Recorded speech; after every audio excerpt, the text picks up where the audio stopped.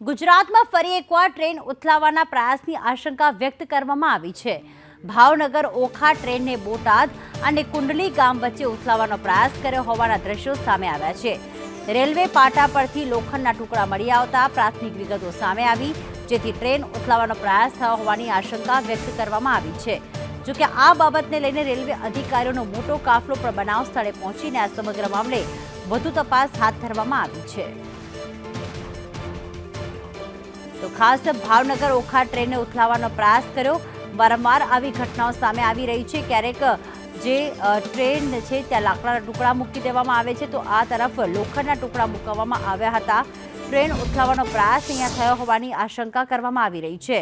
અગાઉ પણ સુરતમાં 20મી સપ્ટેમ્બર 2024માં એટલે કે 4 દિવસ પહેલાની આ ઘટના છે, જેમાં ટ્રેનના જ પાટા જે છે તે ખોલીને જે સ્ક્રૂ હોય છે ત્યાં મૂકી દેવામાં આવ્યા હતા અને આ તરફ બોટાદમાં પણ આવી જ રીતે ટ્રેન ઉથલાવવાનો પ્રયાસ કરવામાં આવી રહ્યો છે। વારંવાર ગુજરાતમાં આવી રીતે પ્રયાસ કરવામાં આવી રહ્યા છે।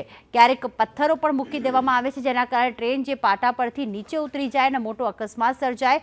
પરંતુ હાલમાં ભાવનગર ઓખા ટ્રેન ઉથલાવવાનો જ્યારે પ્રયાસ કરવામાં આવ્યો ત્યારે પોલીસ પણ ઘટના સ્થળે પહોંચી હતી અને આ લોખંડના જે ટુકડા હતા તે હટાવવામાં આવ્યા હતા। ટ્રેનમાં મોટી સંખ્યામાં મુસાફરો મુસાફરી કરતા હોય છે। અગાઉ સુરતમાંથી આ ઘટના બની હતી, જેમાં ટ્રેક ઉપર પથ્થર મૂકી દેવામાં આવ્યા હતા।